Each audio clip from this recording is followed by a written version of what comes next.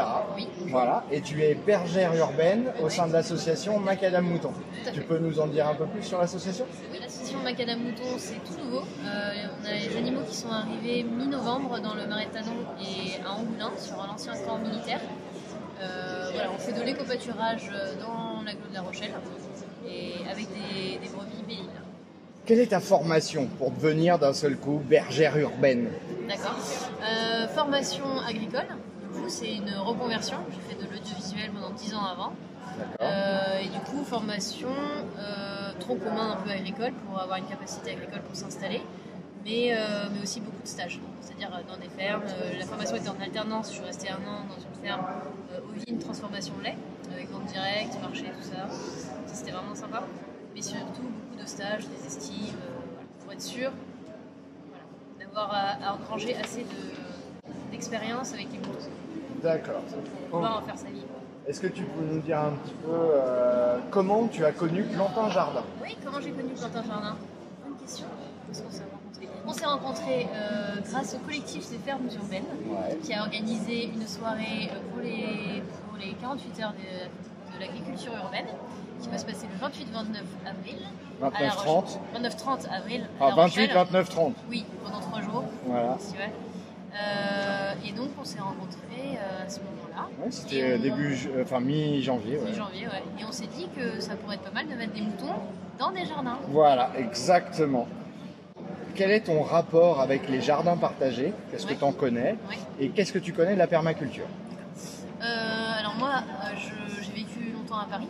Et j'ai monté un jardin partagé à Paris, dans le 10e, qui s'appelait Jardin Louis Blanc. Donc je connais un petit peu. On était au départ, on a créé l'association, on a créé le jardin et on a été aidé par la ville et par une autre association pour le construire. Parce qu'on avait un budget participatif, on avait 180 000 € pour faire un jardin. Ah, c'est pas mal. Donc on a fait un truc de ouf. On rêverait d'avoir autant pour nos 4 jardins déjà. Jardin Louis Blanc à Paris, il faut regarder, c'est vraiment ça a de la gueule. Ok, super. Tout en bois de glace, une sphère, machin, le dôme géodésique. Avec 180 000 €, on peut faire des trucs. Ah, on peut faire plein de trucs. Ah, il y ouais. a plein de gens surtout à faire leur Oui, métier, en plus. plein d'artistes. On a une grille qui a été faite par une artiste.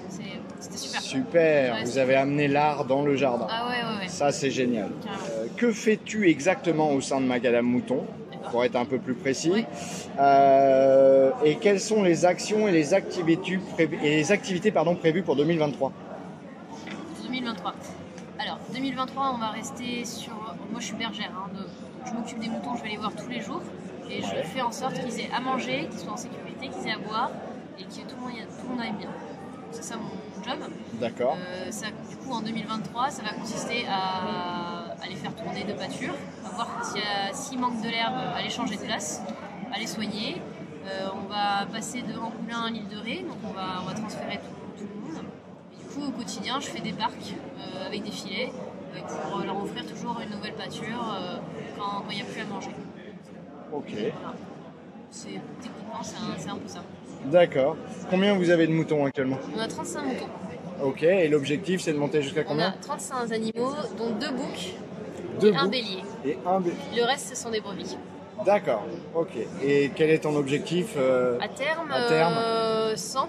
Une centaine. Une centaine? Ouais, une centaine, ce serait bien. Alors, faut voir si c'est tenable avec nos ressources. Ok, parce que du coup, explique-nous un peu la particularité. Tu n'as pas de ferme, voilà, tu n'as pas de structure, du tout, voilà. Donc ni de bâti pour protéger les moutons. Exactement, ce sont des moutons qui vivent en plein air, intégral, toute l'année. Ok. Donc il faut qu'on ait de l'herbe, par contre. On ait de l'herbe tout le temps, donc à voir si avec un effectif aussi grand, on va réussir à trouver de la ressource. Mais on discute avec le département, le conservateur du littoral, il y a des ressources. Il y a des ressources. Il y a de quoi faire. Et du coup, explique-nous un petit peu quels sont les types de terrains que tu trouves pour pouvoir mettre les moutons. Donc là, le marais de Tanon, c'est super parce que c'est un marais, c'est des anciennes prairies, c'est très vert, c'est un peu le Graal. Après, on va avoir de la friche, comme à Angoulins. Ça reste à construire encore. Et on a beaucoup avec la CDA, on va avoir beaucoup de zones de conservation.